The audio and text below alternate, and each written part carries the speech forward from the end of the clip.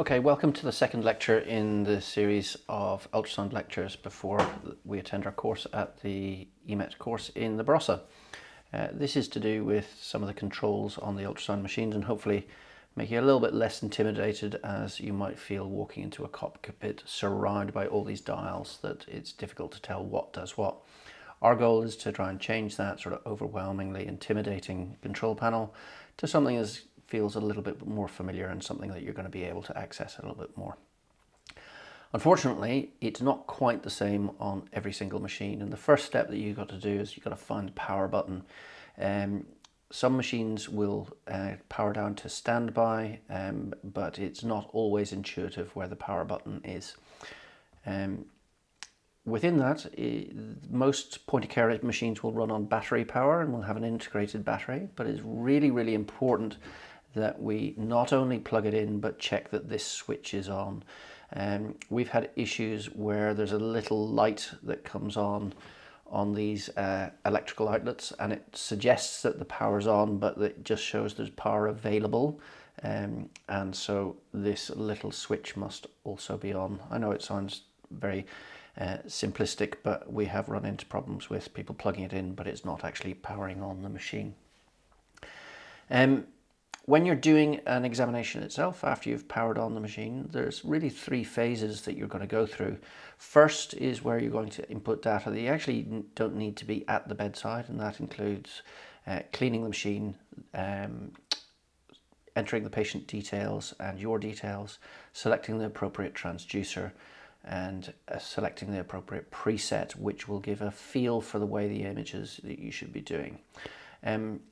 In the patient encounter themselves, you'll optimize your image with depth, focus and gain, and then during the examination you'll need to be able to label images, store images or loops, and you'll be able to embed a report with your images, which will greatly facilitate your quality assurance processes and your ability to review whether you got things right and learn from any errors or omissions that you've done so that you can get better at what you do.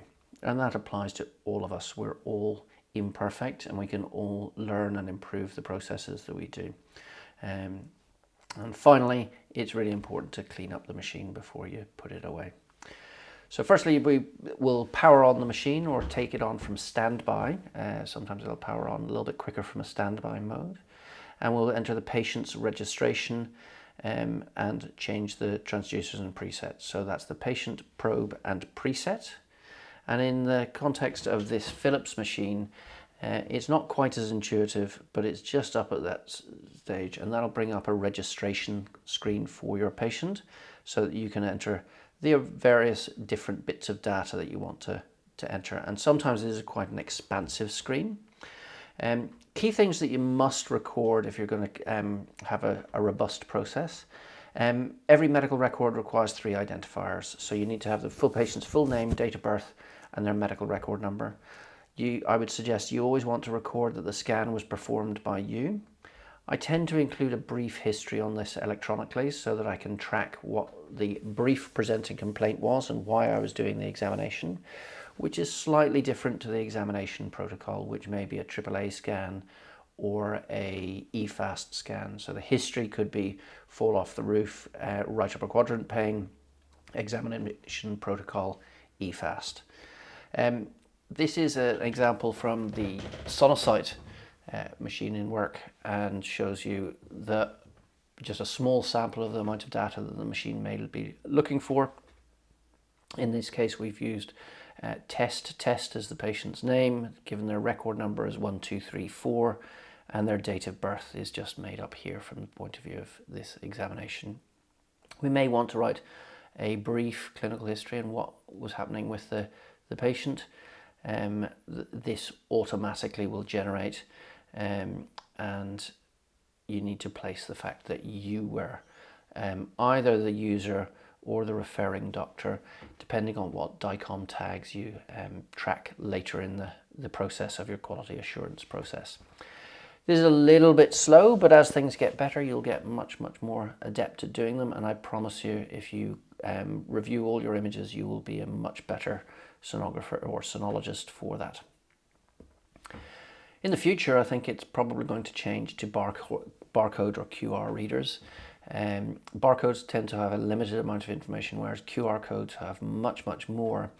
And hopefully they will move that way, in that you'll be able to embed much more patient data within a single scanned item, and it'll be less subject to user error. So hopefully that's the way of the future, but it's barcodes are here and barcode readers are here. QR code readers I haven't seen on an ultrasound machine to date, but I would, to any manufacturers, I would love you to do that. The probe or the transducer come in various different shapes and sizes. To change between, in this case, a phased array cardiac transducer to a linear to a curved array transducer, you may need to sequentially press a button, which is here on the Philips, that'll rotate around those transducers, and you'll need to recognize what the blanks or the starting screen looks like for each of the transducers. In other cases, you'll have to unplug the hub of that transducer and plug it into the side of the machine. And in other cases, it'll have a pretty picture of the transducer that you're choosing. So as we've said, in this case, the transducer button is just there on the Philips, but it may be elsewhere. And you may need to remove the actual hub of the transducer, which is located here in this case, and plug it into the side of the machine if you don't have the luxury of a multi-changing cart. Next important thing for you to do is to look at where you're going to find the notch on the transducer so that you can orientate yourself, as mentioned previously in lecture 1. And in this circumstance, it'll be on one side or the other. You'll feel this raised ridge. And if you're not sure what side that is, it can usually be that you can touch the surface of that transducer, and that'll appropriately show you the correct side on your ultrasound screen itself. Next step is to select the appropriate preset. And this gives you an idea of how the image feels. It's typically adapted to whether it's for large patients, average patients, small patients. It'll sometimes adapt to pediatric patients.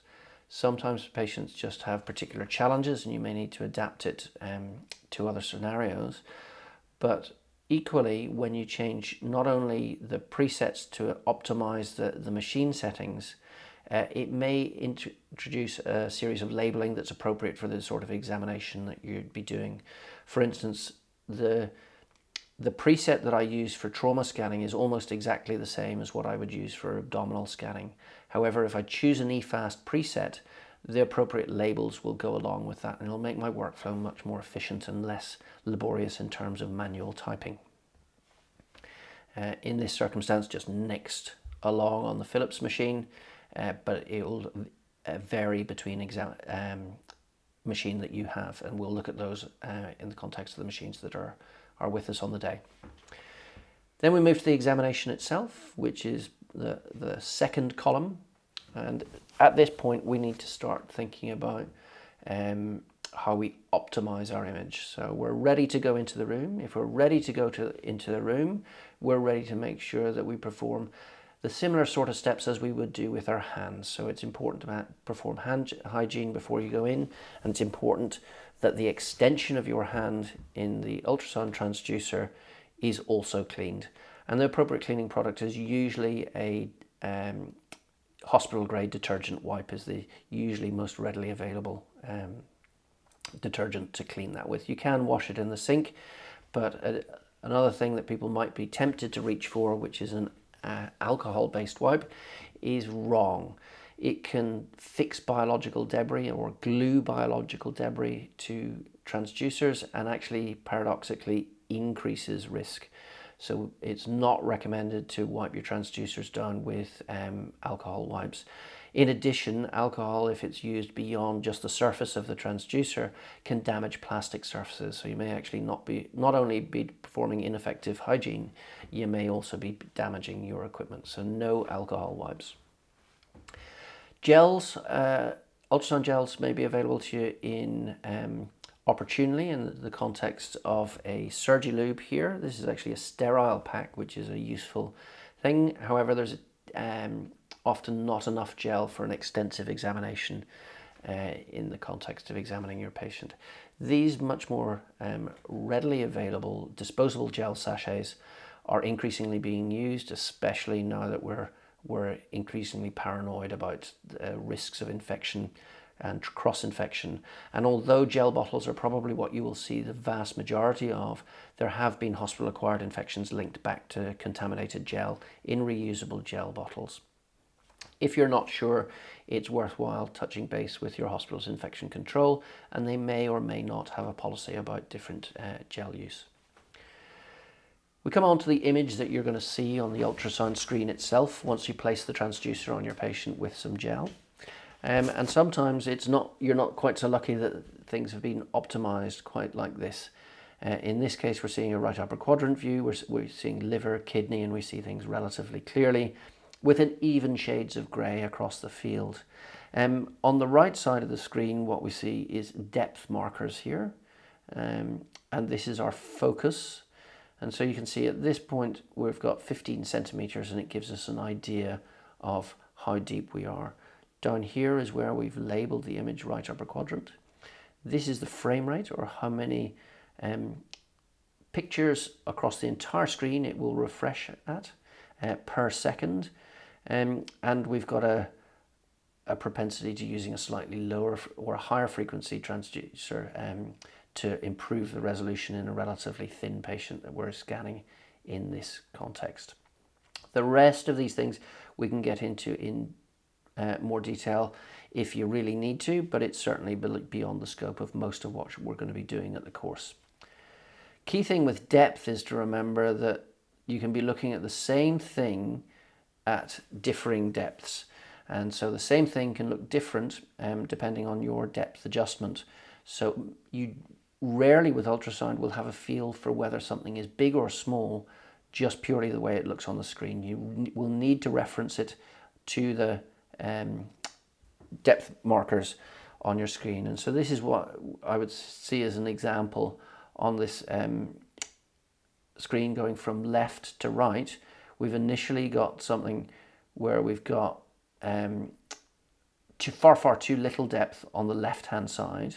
We've got about right depth in the middle, and then clearly it's way too shallow on the right hand side, and so we're only seeing the tip of the liver in that context. So you'll need to adjust your depth until most of the area of interest fills most of your screen. The next thing to think about is where your focal point is. Some machines will just automatically default to the very, very center of the screen. In this case, we've actually adjusted our focal point here to be looking at our area of interest, which is going to be the kidney here. And usually we'll adjust our focus just to the far point of the area of interest. This we're less interested in, so if it's not as crisp within this zone, we're not that worried. Equally, it's important to be able to change the depth, because sometimes maybe people will have moved it so that your focal point's up here. If they were lung scanning, for instance, they may have moved it to a very shallow depth. Gain is the level of brightness on the screen. And on the left, it would be considered undergain, so too black, whereas the right is getting close to about the right level of gain, bordering on slightly overgained. But within this, you can see that we don't really see the detail that we want to on the left side, whereas we can see all the fine details and shades of grey on the right side with effectively almost exactly the same images.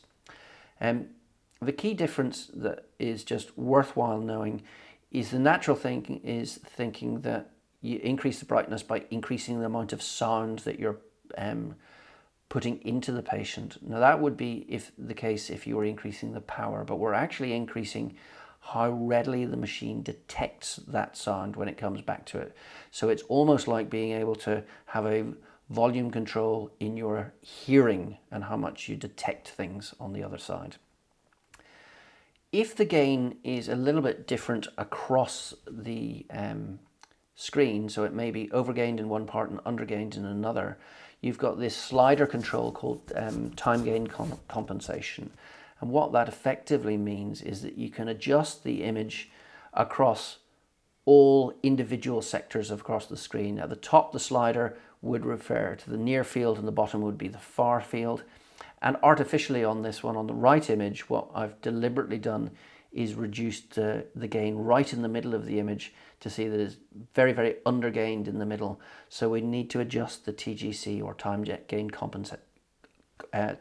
compensation within that image so that we're getting uniform shades of grey, unless we're looking at fluids, in which case we would hopefully expect them to be mostly black in appearance. So now that we've optimized our image, we're going to get better diagnostic information if we can see things better.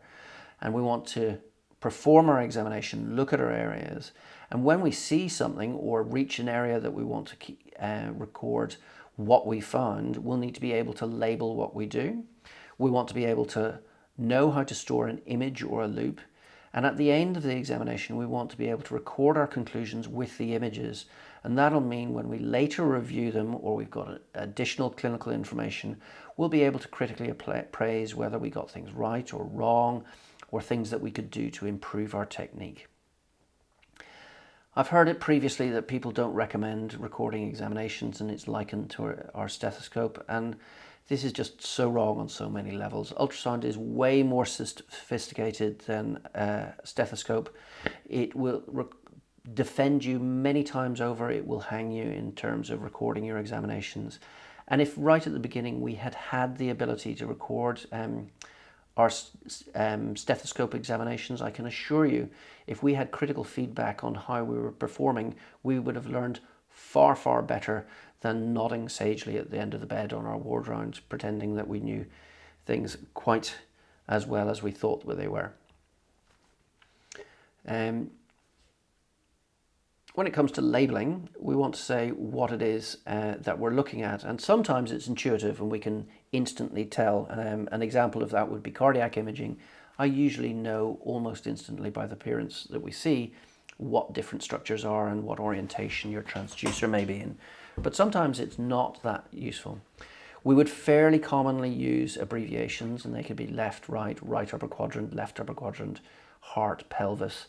And these are useful abbreviations or shorthand for looking at the areas of interest. A long-winded label is a little bit disconcerting. And this is an example of looking at the right and the left lung side by side. And I would argue to you that there is nothing within the image itself that tells you which is right and which is left. So it's really, really important to put your labels on your screen. Now, where I tend to default recommending is at the bottom of the screen so that we can see the label, but it doesn't interfere with our image itself. So I tend to record on the bottom of the screen, but some people will prefer to do it in the top right or top left, as is their preference. Sometimes you want to record a clip and what we call a loop image, which is typically 2 to 3 seconds long. And sometimes we just need a static image of what we found. We used to only record images because they take up far less memory on your backup devices and your imaging systems or packs. But memory is much, much cheaper than it used to be. So the implications and reasons for recording just images has diminished significantly. So we now will start recording loops much, much more commonly than we used to. On this machine, it's just down at the bottom right, and you've got 2 buttons that are usually of interest, and they're typically fairly similar on machines. One is freeze and one is acquire. If you wanted to save an image, you would freeze your study in time and then acquire that static image. Whereas if you wanted to just acquire the image, or the loop I should say, as it continuing to move, I wouldn't freeze it as a preceding step. So you just press the acquire button, and that's fairly consistent across machines. Sometimes different ones will actually have a separate image button, and some will actually have a loop button. Excuse me. So sometimes you can see the difference in the information that you will be recording when you record a image on the left versus a loop on the right hand side. On the right hand side we can actually see the tip of that lung coming down on the left side, but otherwise we see most of what's happening on that left upper quadrant. The image as it happens, we can see the tip of the spleen on the left side much better, but each have their individual merits. By contrast, this is looking at lungs, and when we're looking at lungs, we're looking at movement at the pleural surface. So what we're looking for is this movement and this gentle movement that we see here, that if we record a static image, it's meaningless. You cannot tell whether that is pleural movement or not, just on the basis of an image alone. So it's vital to record loops when you're recording a report on lungs. Reports, there are various levels of complexity with recording reports, but I would always record a report with your imaging as opposed to lost in the medical record, which is much, much harder for you to retrieve and embed with your ability to quality assure patients, or quality assure your processes and your scanning. You should always make conclusions, right or wrong, but if you make no conclusions, one would question why you're using ultrasound at all. You should comment on what the image quality may be, and you should continually review your process and quality assure that process. Even better if you can get someone more qualified than you to critique and feedback on the imaging that you're obtaining. So this would be an example of a normal EFAST examination where we didn't see any significant free fluid in pericardium, thorax or peritoneum, lung sliding seen bilaterally with good image quality, with a summary being a negative EFAST. I think that's fairly clear cut and easy to comprehend. And then finally, just as the final wrap up, just as we cleaned before, we can clean up after ourselves. So if you can remember to wipe up after yourselves normally, please remember to wipe up after yourself using the transducers. So Clinell detergent wipes or equivalent, sometimes Tuffy wipes are another common brand that you may see, but hospital grade detergent wipes before and after. Small exception to this would be that if something becomes contaminated with blood inadvertently, then they need to be specially cleaned with specialized equipment, and you need to find a process that you can do that in the unfortunate event that something gets blood contaminated. So in summary, you need to find out where the power button is, you need to locate how you enter patient details, how you change transducers, how you change presets. We need to look at how we change depth, focus and gain, and we need to be able to label images, store loops in images and report on images, and clean before we do an examination and a clean after. Thanks very much, and in our next talk we'll talk about the EFAST examination itself.